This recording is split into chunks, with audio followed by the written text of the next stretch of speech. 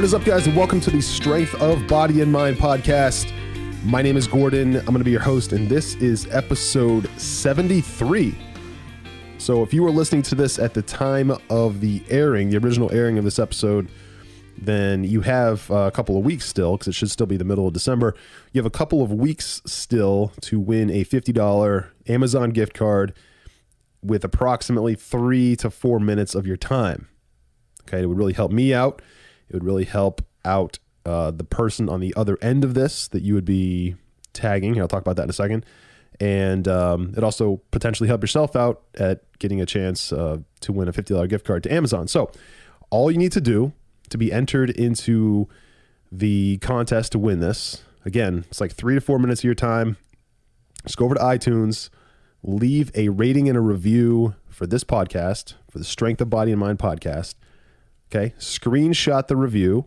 So if you're doing this on your phone, just take a screenshot and then post that screenshot in your Instagram stories or your Facebook stories, or both if you want a second chance of winning. And in that post in your story, tag me, okay, Gordon Light, and tag a friend, any friend.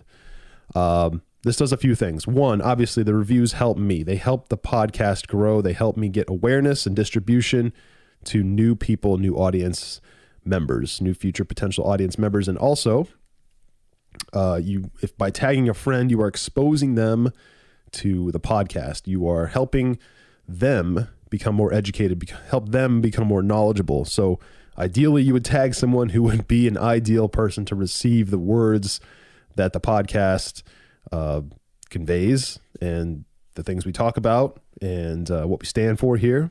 And then also yourself, again, potentially winning that Amazon gift card. So all the winners will be announced in January. I'm going to give away 4 of these. Okay. The podcast isn't that big yet, guys. So you still have a chance, a very good chance of winning one of these gift cards with just a couple minutes of your time. So anyway, if you are new to the podcast, welcome. I'm very, very glad you're here. And also, I want to take a second to tell you what the Strength of Body and Mind is all about. Actually, whether you've been a listener for a while or you're brand new, this is going to resonate with you, because I think I'll be articulating it a little bit differently from here on out, because I think it makes a little bit more sense. Even though to me it means the same thing, I think this will be clearer for a lot of people. Okay, so the Strength of Body and Mind is really about one thing. Okay, so over the last 10 years that I've been in fitness, okay, the last 10 years, almost 11, but over the last 10 years that I've been in fitness, what I've found is that people who do not succeed in fitness, who are not able to achieve their fitness results, are because of one thing. Okay, it's one thing. And that is that they cannot get themselves into this mindset, the right mindset, where they are able to receive the benefits and the results that they want. Okay, it's not about achieving the results. Okay, it's really about receiving the results. What do I mean by that? What I mean is that fundamentally, as humans, we're all capable of the same thing when it comes to fitness. We're all capable of lifting weights. We are all capable of eating the right nutrition. We are all capable of having the willpower. We are all capable of hiring someone to be our accountability partner and all that. Okay, but there's one thing that is so hard to measure. All those things are measurable, basically, right? They're all very measurable. But there's one thing that's hard to measure, almost impossible sometimes, okay? And that is, do you have the mindset of someone who is willing to accept and receive success? Okay, now, because it sounds easy, but it's actually not. It's actually not. If you're not in the mindset of receiving success and receiving the results that you want, then you won't get them. Okay, you will not get them. You won't work hard enough. You won't eat properly. You won't do all the little things.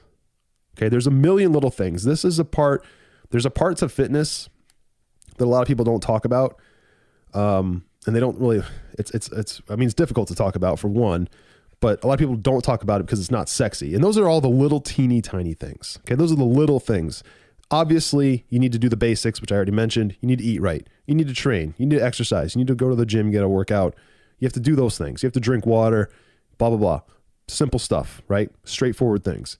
But there's a million little things, right? There's a million little things. And there's almost so many, you can't even like really name them all. But there's just like little teeny tiny things that happen throughout the day, every single day, ways you need to think about things, ways you need to keep yourself sane when things are rough, like ways you need to choose this over that.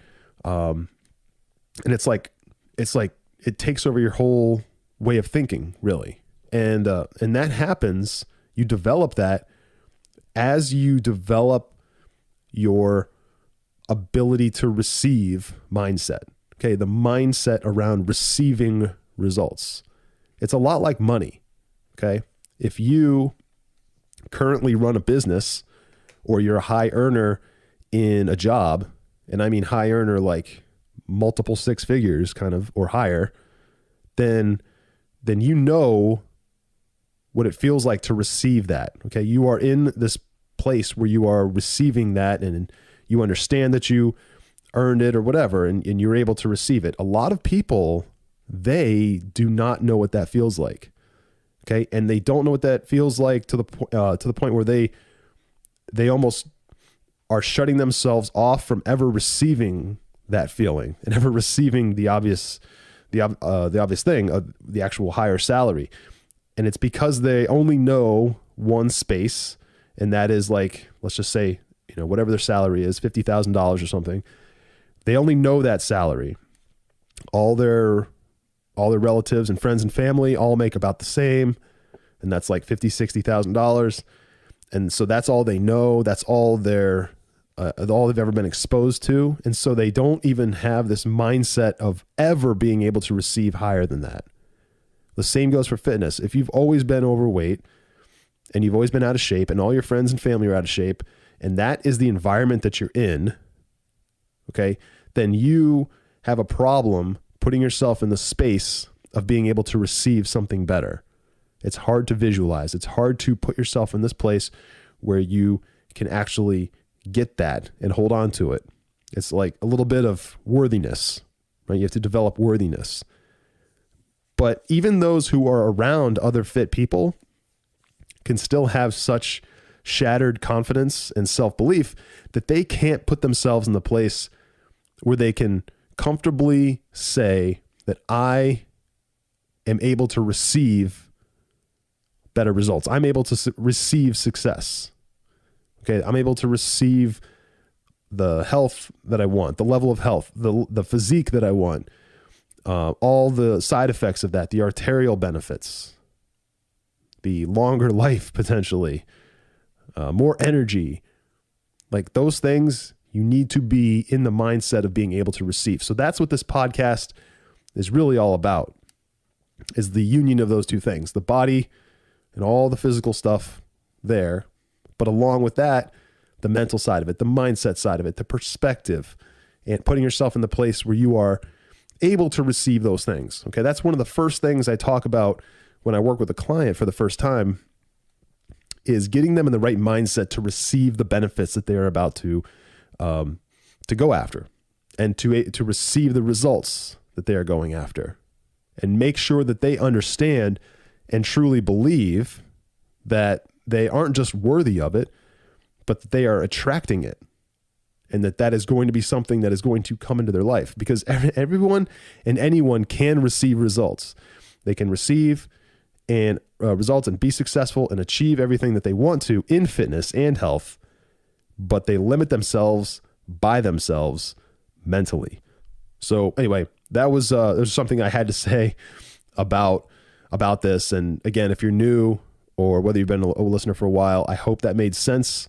That's really how I feel about it. And I'm starting to see over and over again that that's the state that people are in. Okay. They don't receive. They aren't capable of receiving. In their own mind, they're not capable of receiving those benefits. So anyway, what are we talking about today? Because episode 73, we are talking about ways to get the most out of weightlifting. Now, this is really going to apply for the people who are they're new, either brand new or have been lifting for a while, but they're not extremely advanced. So before I get into specifically what these things are, if you are new to lifting, relatively new to lifting, like some of this stuff might help you. It will. You put this stuff into practice, it will help you. But there's other things that you need to think about. And there's other things that you need to get familiar with. Because I'm going to do a whole podcast on this, actually, what I'm about to talk about in a second, but eventually. But fitness is a skill, okay? Weightlifting is a skill. And I'm a huge fan of weightlifting. I think weightlifting is one of the key things that most people choose not to do, okay? No, a lot of people choose not to do. And there's, quite frankly, a lot of reasons for that. Some people have misconceptions about what weightlifting will do to their body. They have misconceptions about injury. They have misconceptions about what it takes to get results with weightlifting. They have misconceptions about what weightlifting is all about, like the culture. Then there's obviously things like not having access to weights or whatever. That's really a different reason. But there's so many reasons that people don't get into weightlifting at all. And I actually encourage everybody, every single person, to use weights in their training in some capacity, okay? Because cardio, which is a lot of people's default method for exercise, doesn't really do what people think it does. It actually doesn't build the body the way people think it does. It doesn't burn fat the way people think it does. Weightlifting does that. Weightlifting actually develops your body. Weightlifting actually builds your muscles. Okay, weightlifting actually strengthens your body. Weightlifting actually enhances your metabolism. Weightlifting is the key to so much of this stuff. Almost everything you want in fitness is achieved through weightlifting. Okay, if you are the type of person that thinks that weightlifting, of that word, weightlifting, means that you're going to be a bodybuilder, or that it means you're going to have hugely pronounced muscles with minimal effort, like you're going to go lift weights for an hour or a week, and you're going to look like freaking The Rock. Like if you're one of those people that thinks that, or that if you're a woman and if you think that you're going to go lift weights for a couple days and all of a sudden you're going to look like a man, right? Because some women have said that to me. That's something that's a mindset. That's a perception of weightlifting that you have to break immediately. Okay. Lifting a weight, putting resistance on your body in the form of weight, of resistance. All that does is strengthen your body. All that does is enhance its abilities. Okay. It's no different from like climbing a wall and using your upper body strength to pull yourself up. It's no different from like climbing a million stairs, right? And that's basically just constantly doing lunges, which is almost a form of resistance training, just using your body weight instead of an actual weight. It's no different, right? It's just the next level of that. And so I always encourage weightlifting because it's so critically important for developing the body in so many ways. Now, what I'm about to talk about here is some very specific things, but again, weightlifting is a skill. So the more you do weightlift, the more you weightlift, the more time you spend in the gym, right? The more workouts that you put behind you because you've gone there and you've done them and you went through the reps and the sets that you had in mind and that you had in your strategy and you had in your plan. The more you do that, the better you get at it. Okay. The more you get accustomed to holding a weight in your hand or having a bar on your back or whatever, you just get better at it. Okay. It's just like anything else. You just get better at it. No trainer or coach is going to make you go from a beginner to an expert in form and from a beginner to an expert in execution and lockout and all that stuff. No one's going to be able to do that for you. That comes with practice. Okay. And that's why you do practice. That's why you go all the time. That's why you do warm-up sets. That's why you start light and work your way up to heavy weights. That's why you take your time and really learn the form, again, through practice. So if you've gotten to that point where you've spent some time in the gym, you're comfortable in the gym, you're comfortable lifting weights, you've worked out pretty much every muscle group extensively over the course of time, over a long period of time, then you're able to start thinking about some of the ways to enhance your abilities and get the most out of a weightlifting session. So I'm going to talk about 5 or 6 things here today that are going to be, I think, incredibly useful for you for taking it to the next level. Now, I've already had an episode dedicated to a methodology called progressive overload. I've talked about that several times, actually. I'm not going to talk about that today, but that is something huge, and I recommend you go back and listen to that, because progressive overloading is a method of approaching weightlifting that basically keeps your body continuously guessing, keeps your body continuously challenged at a high level. So go back and listen to that and start incorporating that immediately. Okay. But today, the first thing I'm going to talk about is your grip. Okay. Now, this really doesn't apply to leg workouts, lower body workouts for the most part, but it kind of does.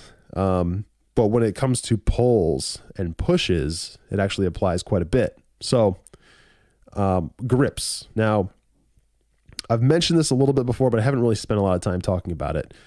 How you grip a bar, how you grip a weight matters. Okay, it matters. And it really comes down to, let's just take, for example, a pushing exercise. Okay, anything where you're pushing, like a bench press, right?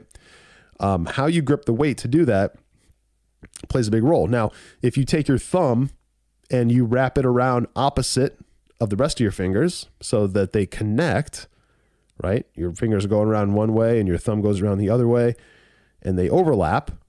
Okay, that's one way of gripping a bar. The other way is to have your thumb go in the same direction as the rest of your fingers. So everything goes around the bar in the same direction. Obviously, if you do that, you aren't going to be able to get your fingers all the way around typically, and there's going to be a little gap between your palm and your fingers. Now, if you do that, some people prefer that for certain exercises, specifically, well, most of the time it's for pushing exercises. They like to push with their thumbs not locked around the bar. Right? Some people think that they get more strength that way. They get, there's some weird little quirk with the way that they are able to channel force through their arms and through their hands with their thumb going the same way as their fingers. Little stuff like that. I would encourage everybody, and this is how I think you can get the most out of all your lifts, by the way, pushes and pulls. I would encourage you to always wrap your thumb around opposite of the direction of the rest of your fingers so that you have an overlap. And not just any overlap. I recommend that when your thumb goes around the bar and it meets up with the rest of your fingers, that you put your thumb on top of your index finger. Okay, on top of your index fingernail. So you're gripping a bar, right? All your fingers, your 4 fingers are going around in one direction, and your thumb is going around in the other direction, and it's sitting on top of your index finger, right on the fingernail. And once you have it like that, and you have the bar in your hands, squeeze very, very tight. Okay, squeeze extremely tight. So what happens when you do that? A couple things. One, it actually takes your mind off of the lift a little bit, right? That's a mental thing that happens, especially if you're going to go lift something big. The tighter you squeeze, the more your brain has to distribute its attention a little bit. Okay. It distributes it to the massive lift that you're about to make. It also distributes it to the fact that your hands are experiencing a little bit of pain because you're squeezing the bar so tight. And if the bar has a lot of knurling on it, then it's going to hurt. And I'm not talking like crazy pain, but it's a little bit, right? Those nerve endings get stimulated and your brain recognizes that. It just takes your mind off of it a little bit.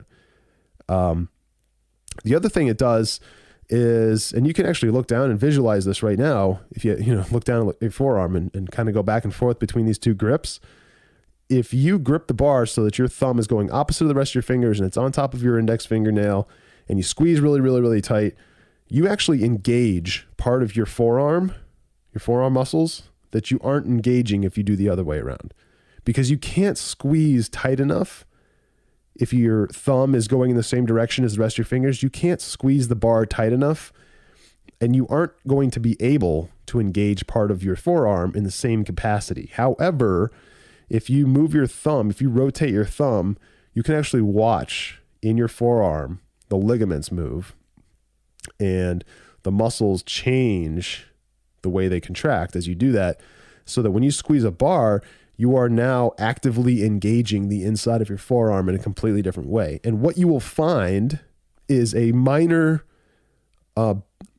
assistance with the synergistic muscles in your forearms, especially on pulling exercises, anything where you're pulling a weight towards you.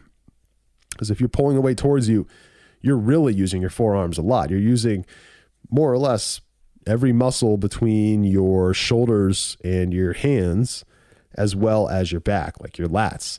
And as you grip the bar tighter by having your thumb overlapping your fingers, overlapping your index finger, the tighter you squeeze that bar, the more you're going to engage your forearm, okay? Because you're really working your grip. And as you work your grip, that's a synergist to your biceps and your lats, which are those are the prime movers in a pulling exercise, okay? Those are the prime muscles that are doing the majority of the work.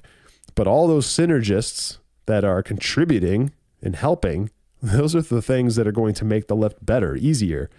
And that's how you're going to get bigger lifts, and that's how you're going to enhance your abilities overall. So I do encourage this for every exercise, even legs. If you're doing a squat and you have the bar across your back, the tighter you squeeze, the more it's going to take your mind off of the lift, okay? And you're going to be able to actually push a little bit more weight typically. Now, it's not going to be a massive amount, but this is one of those little things I keep talking about, okay? This is one of those little details, all right? It's grip. It's a small thing, but you'll notice if you go back and forth over time, you'll notice that you'll have a way of gripping that is probably what I just described, of having your thumb overlapping your index finger. And the tighter you squeeze that, the more you're going to be able to do. Okay, just try it. I promise. If you try it, I actually think it's going to help you if you're not already doing it. Okay, so that's number one. Number two, this is a method of getting the most out of an eccentric and concentric contraction, which is the negative and positive parts of a lift. And that is squeezing and contracting the muscle group that's under tension when it's at the peak. Okay, so for example, for a bicep curl or something, you're going to pull the weight towards you. And as you get to the very, very top, if you take an extra full second or 2 seconds and you really squeeze your bicep while it's under tension before going into the negative, then that's a form of exercising your bicep that's different than just going through the motions, right? And by doing that, you are allowing it to stay under tension and in contraction longer, which is a form of hypertrophy, which is a form of muscle development that is above and beyond what most people do. And hypertrophy, if you're not familiar with what that is, that's a methodology for building maximum muscle mass. So it's building muscle growth, muscle mass. And by doing something like this, where you are maximizing the time under tension and in contraction, you are enhancing the muscle's ability to grow. You are increasing its chances. It's not even chances. You're increasing the length of time under tension so that it can grow. It's tearing more and it's growing more as a result. Okay. Now this goes for everything. Some of them you obviously have to be careful. So for like a squat, for example, like there's things called tempo squats, and that's just a periodic timing that's associated with a squat set. I'm not going to get too much into that, but one of them involves squeezing and contracting the lower body when you're under tension. So when you're at the bottom of a squat, right? So you have the bar across your shoulders and you're at the very, very bottom. And I don't encourage you to do this until you've got a lot of practice squatting. But if you're at the bottom of a squat and you hold it there for a second and your quads and your hamstrings and your glutes are all under tension and you wait there for a second and then you come up, what do you think is going to happen? You've basically taken that squat that repetition, and you have doubled its effectivity. More or less, you've doubled its effectivity, you've doubled its efficiency.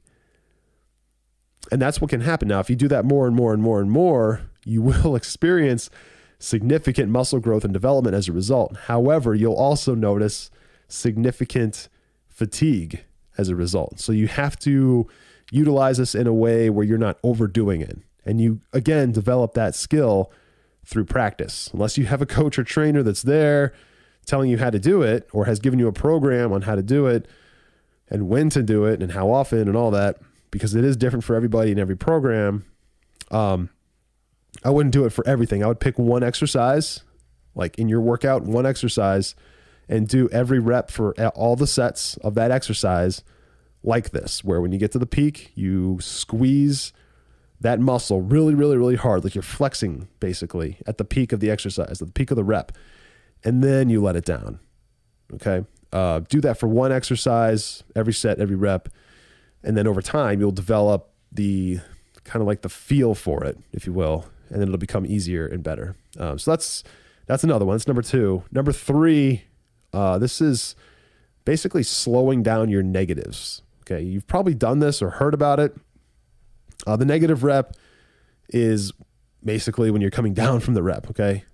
So if you're not familiar with eccentric and concentric parts of a lift, I don't want to get into that and overcomplicate things with terminology, but we'll call it a negative, right? So back to the bicep curl example.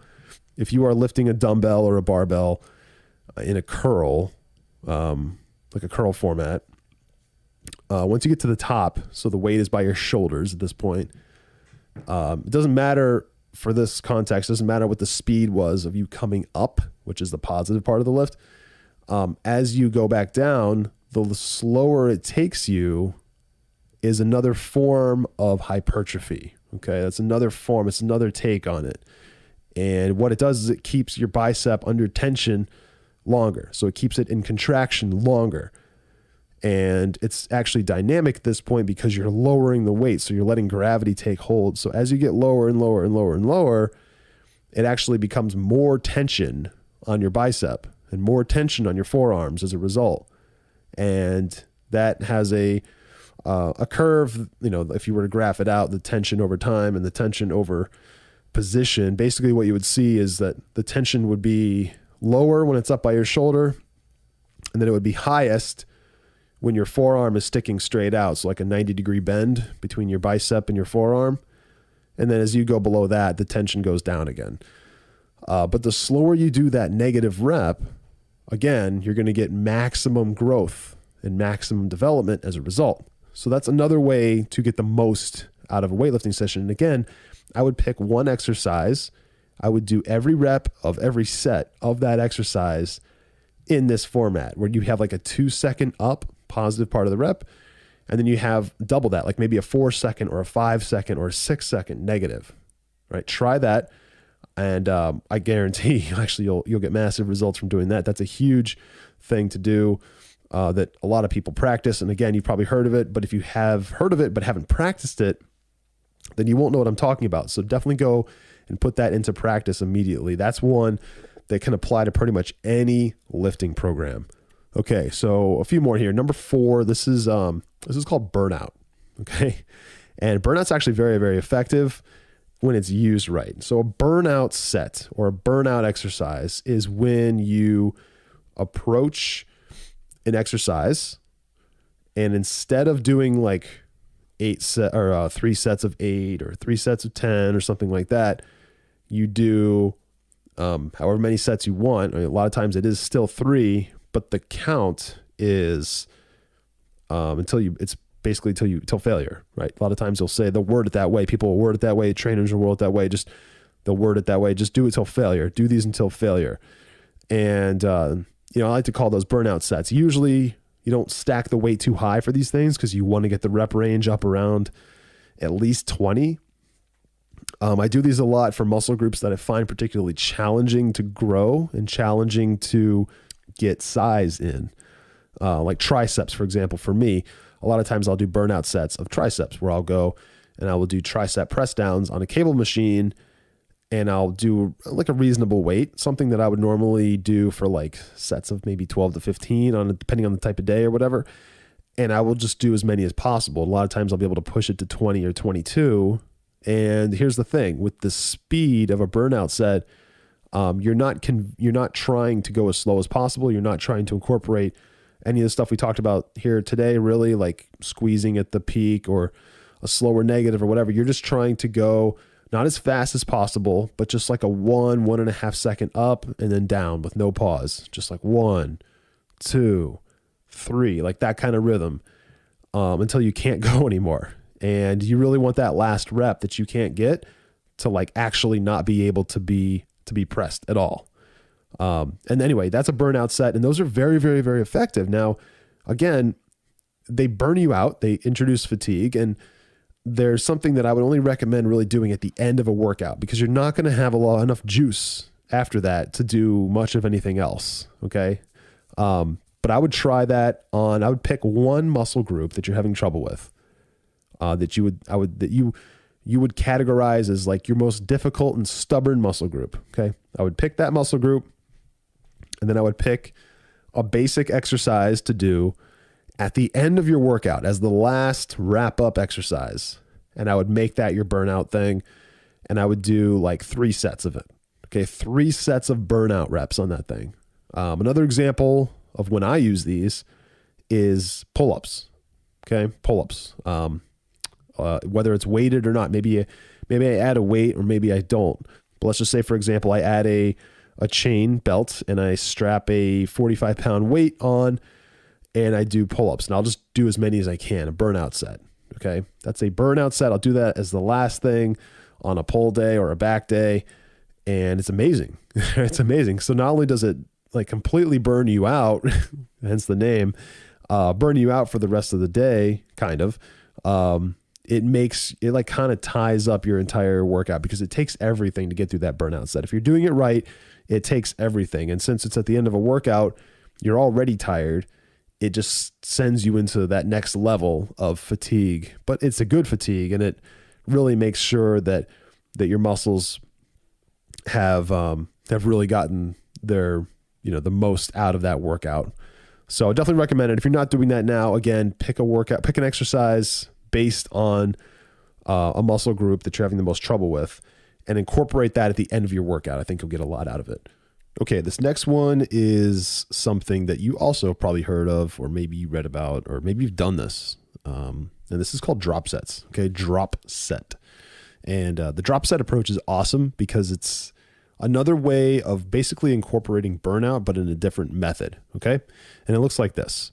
You pick an exercise. Again, I would highly recommend that you pick one where that muscle group that is being exercised is one that's a little bit weaker and needs a little extra attention. Okay. Something you really want to get a lot of results from. Okay. And you essentially get yourself to a place in that exercise. Maybe it takes a warm-up set to get there, and that's okay. But you get yourself to doing a relatively high amount of weight. Okay. And you push yourself to a good reasonable number of reps. Maybe it's 12, maybe it's 15, maybe it's 10, whatever's appropriate for that weight. Okay. But it's a high weight. It's a higher weight. Maybe it's not your 100%. It's not a like a 1 rep max kind of weight, but it's, maybe it's around 60%, 70%, 80%, somewhere in that range. And you do your full set of whatever it is, 10, 12, 15, whatever. And then you immediately, once that's done, you put the weight down, you drop the weight to something lower.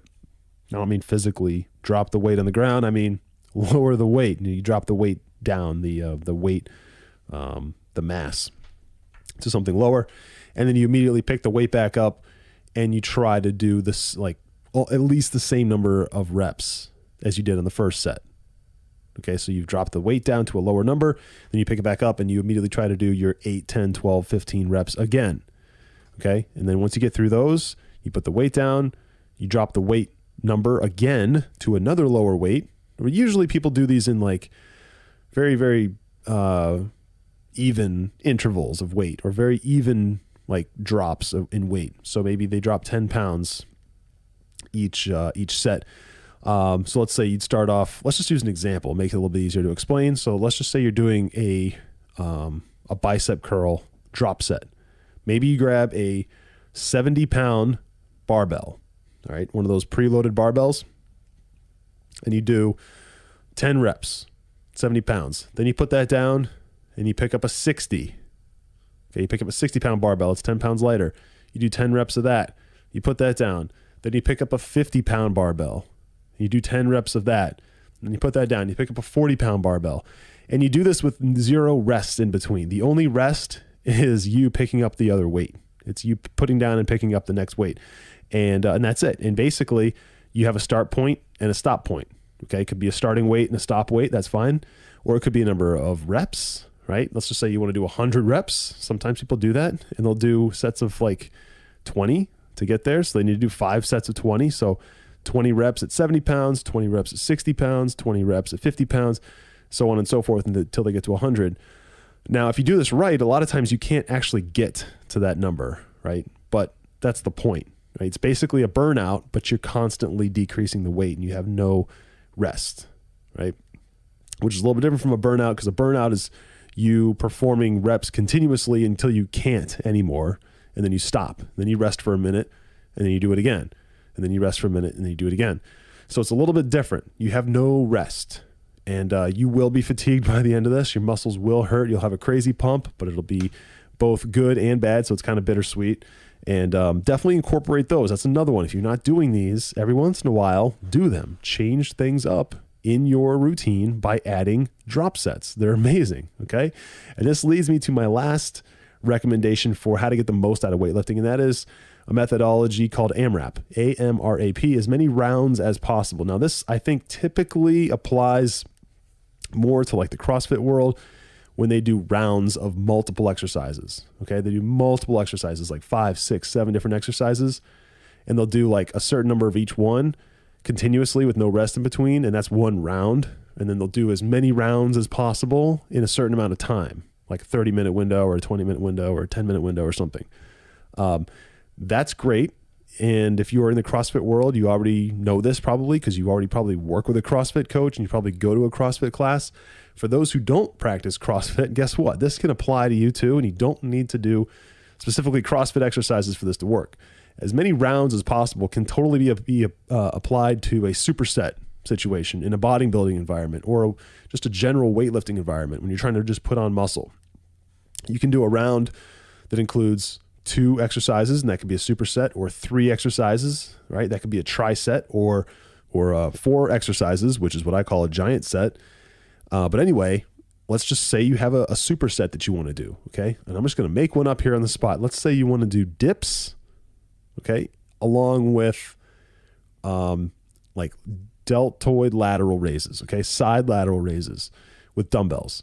That's your superset. So you're going to do dips, and you're immediately going to hop off the dip station, and you're going to pick up your dumbbell, and you're going to do side lateral raises. You might be in this situation where you don't know how many sets you want to do or whatever, and you're going to be doing a reasonable amount of weight that's going to be challenging, and it's kind of the end of your workout, or maybe you set it up this way, and you don't want to affix a number to it. Instead, you're going to just do as many rounds as possible. Okay, it's basically a burnout approach to a superset. It's a burnout approach to a set. So you're no longer really burning out on your reps. You're burning out on your sets. Okay. So let's just say it's going to look like this. You're going to set a period of time. Let's just say 6 minutes. I'm just going to make this up. 6 minutes. You're going to do 12 dips. Then you're going to do 12 side lateral raises each arm. Okay. Then you're going to do 12 dips. Then you're going to do 12 side lateral raises each arm. Then 12 dips, 12 side lateral raises each arm. You're going to do that over and over and over again with that fixed number, 12, 12, 12, 12, 12, until that 6 minutes is up. Okay, once that 6 minutes is up, then your timer is over and you stop. Okay, so it's as many rounds as possible in a period of time. As many rounds as possible in a period of time. Now, this is something I would incorporate like once every month or once every 2 weeks, maybe something like that, just to basically add some variety, not just for mental reasons, but it also changes up the way your body handles exercise and the way it sees exercise and the way it grows and develops, because it's not just being exposed to the same style of lifting every single day or the same style of training every single day. So again, guys, these are just like general ways, and it's not all of them. These are just some ways that I've found to be very, very successful with myself and very, very successful with people I've worked with to get results and break up some monotony and like blow through some plateaus that they might have. It's just ways to incorporate variety. And like I've talked about over and over and over again, your body is so quick to adapt to new things that if you don't change things up, if you don't have variety, if you don't use progressive overload techniques, and you don't use things like what I talked about here today, then you will encounter a little bit of the standstill. Okay, you will encounter a little bit of unforced complacency as a result. You won't necessarily experience atrophy, which is a different thing, but you will experience some adaptation, which will stall your progress. Okay. So with that, guys, I'm going to wrap it up here.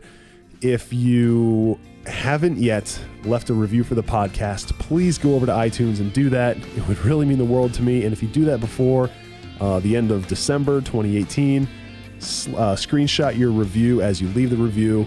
Go post it Instagram stories or Facebook stories. Tag me, tag a friend in that post, and you'll be entered to win a $50 Amazon gift card. All you have to do is tag me and tag a friend, and I will find it. Don't worry. And you'll be automatically entered, and then you'll be notified in January if you won. Your chances are still pretty high, so I highly recommend you do it. Plus, it would help me out at a massive level. So thank you so much for listening. And whether you leave the review or not, connect with me on Instagram. I'd love to connect with you, have a conversation about fitness, whatever your goals are, and see if I can help you out in some way. So again, guys, that's going to wrap it up here. Thank you so much. Don't forget, train with purpose, and I will talk to you guys in the next episode. See ya.